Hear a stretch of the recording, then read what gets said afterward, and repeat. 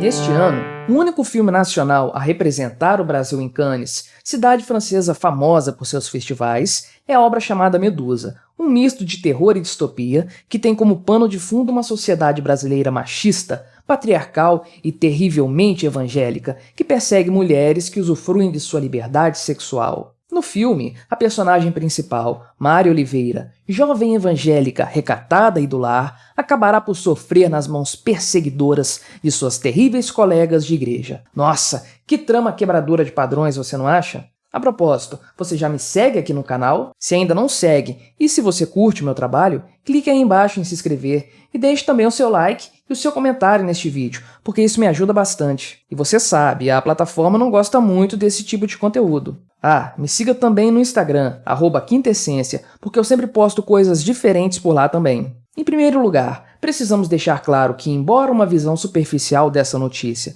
dê a entender que o filme Medusa está concorrendo no badalado Festival de Cannes, aquele que entrega o prêmio Palma de Ouro, não é bem isso que está acontecendo. Na verdade, o filme brasileiro está concorrendo em um festival paralelo que acontece na mesma cidade francesa e que se chama Quinzena dos Realizadores. Na prática, é um festival alternativo que aproveita o hype do festival principal. Você poderia até acreditar, sabendo disso, que esse tipo de filme mais alternativo e lacrador só teria espaço num festival diferentão, não é mesmo? Pois bem, a coisa não funciona bem assim. Sabe qual foi o filme mais falado no festival principal, o de Cannes? Um filme do Paul Verhoeven, chamado Benedetta, que conta a história de uma freira católica lésbica do século XVII. Veja só como são disruptivas essas obras. Não é como se todas falassem o tempo todo mal da Igreja Católica e de outras vertentes cristãs. Lembra quando Paul Verhoeven se ocupava em fazer filmes como Robocop? Pois é, tempo bom que não volta mais. Hoje em dia, o cinema cult, de gente cabeça, só fala desse tipo de tema lacrador. Porém, vamos voltar ao filme que é tema desse vídeo.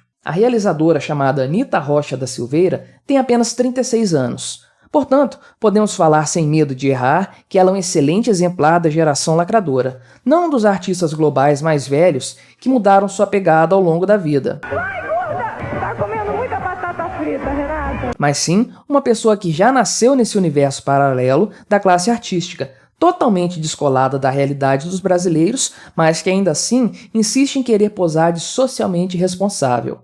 O elenco do filme, que consta com ilustres desconhecidos, com a possível exceção de uma moça chamada Bruna Linsmeyer, que talvez você se recorde por ter interpretado uma personagem autista em alguma novela da Globo. Bem, o elenco do filme resolveu lacrar no festival, é claro. Lá estavam eles, sem máscaras, posando de bons rapazes e moças, segurando um cartaz. Na verdade, uma folha A4 impressa com uma letra bem pequena, com uma crítica à forma como o governo atual conduziu a crise pandêmica que temos vivido. Diz o cartaz: 533 mil pessoas morreram no Brasil de uma doença que já tem vacina. Talvez seria interessante, porém, essa turma comparar os dados do Brasil com os dados da França, que cedia o evento para concluírem que a situação dos dois países está até bem parecida no fim das contas. Diz a diretora do filme Medusa: nos últimos anos, presenciamos uma parcela da sociedade brasileira defender o retorno a uma valorização de um modelo de mulher devota ao homem, ou melhor, bela, recatada e do lar. Bem, você sabe como são as coisas, não é? As mulheres são livres para serem o que quiserem, menos se elas quiserem ser devotadas ao marido, belas, recatadas e do lar. Continua a diretora. Além disso, em 2015 me deparei com uma série de notícias de jornais sobre ataques violentos a garotas adolescentes realizados por outras jovens mulheres. Sério isso? Onde essas coisas aconteceram? Aqui no Brasil? Eu não me recordo de nada disso, e olha que eu convivo bastante com pessoas evangélicas e acompanho as notícias com muita frequência há uns bons anos. Seria mais um caso de fanfic produzida pela mente descolada da realidade de mais uma produtora de cinema brasileiro? Afinal, vocês lembram da Petra Costa, não é? Não lembram? Tudo bem, isso é perdoável. Ela foi responsável por aquele documentário horrível chamado Democracia em Vertigem, que a Academia do Oscar teve a cara de pau de indicar para melhor documentário do ano. Além do documentário da Petra conter informações altamente questionáveis, como manipulação de fotografias, ela ainda teve coragem de viajar o mundo todo falando toda a sorte de mentiras sobre a campanha eleitoral de Bolsonaro. Wave that has been against gay rights, feminism, people of color, and also has incentivized farmers and loggers to invade indigenous reserves, burn and deforest the Amazon. And suddenly, the Workers' Party started to receive messages of, is it true that Haddad, the Workers' Party candidate, is it true that his vice president is doing satanic rituals? Seguindo no aspecto político, a diretora Anitta diz: nos cultos neopentecostais, falam muito a frase, não confie nas pessoas do mundo, que é uma expressão que nos ajuda a entender a desinformação que levou à eleição de 2018. Então tá, né? Segue a diretora. Em 2015, a gente já sentia esse retorno de uma certa extrema-direita. Já desde as manifestações de junho de 2013, tinha alguma coisa ali pairando. O alvo do seu filme, porém, e de acordo com a própria diretora, é o patriarcado. Sim, sabe? Aquele sistema milenar perpetuado por homens de todas as gerações, unidos de forma mítica para colocar as mulheres sob o seu jugo.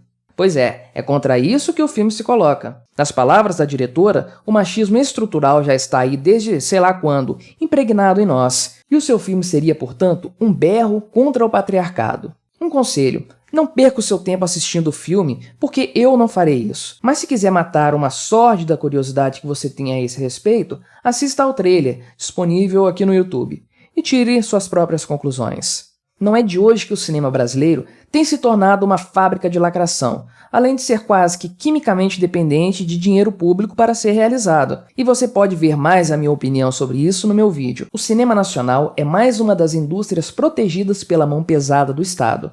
Não estamos falando de um mercado rentável, que busca atender as demandas da população nas telas do cinema. Estamos falando de uma agenda progressista, travestida de produção cultural e cujos únicos objetivos são lacrar, encenar virtudes e bater em tudo aquilo que faz parte da cultura ocidental e em seus valores. Agora, o que eu sempre vejo é assim, o cinema brasileiro não consegue sair de bandido, ditadura, prostituta, drogado, pobre. Não consegue sair disso. É claro que isso não se resume apenas ao Brasil. Hollywood mesmo tem se enchido desse tipo de temática, e isso quando os cineastas de lá não estão produzindo filmes que ficam enchendo a bola da China, mas isso é matéria para outro vídeo. Os festivais de cinema mundo afora estão cheios de filmes ditos disruptivos, mas que são apenas mais do mesmo, além de, é claro, estarem repletos de filmes estrangeiros que são exibidos como animais exóticos em jaulas. O mesmo se aplica ao caso em questão deste vídeo. O Festival Lacrador de Cannes, além de falar contra a religião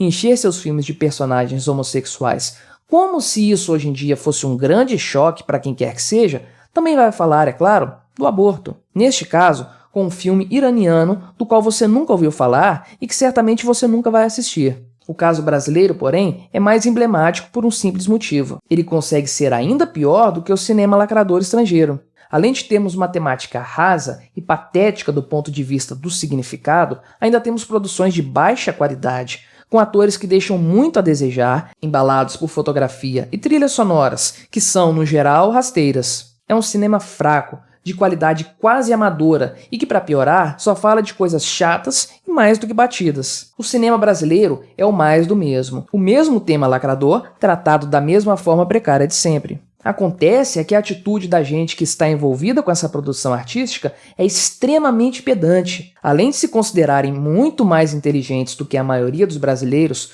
como se fossem apreciadores de coisas realmente valorosas, eles se consideram muito talentosos. Façam-me o favor, senhoras e senhores realizadores de cinema no Brasil.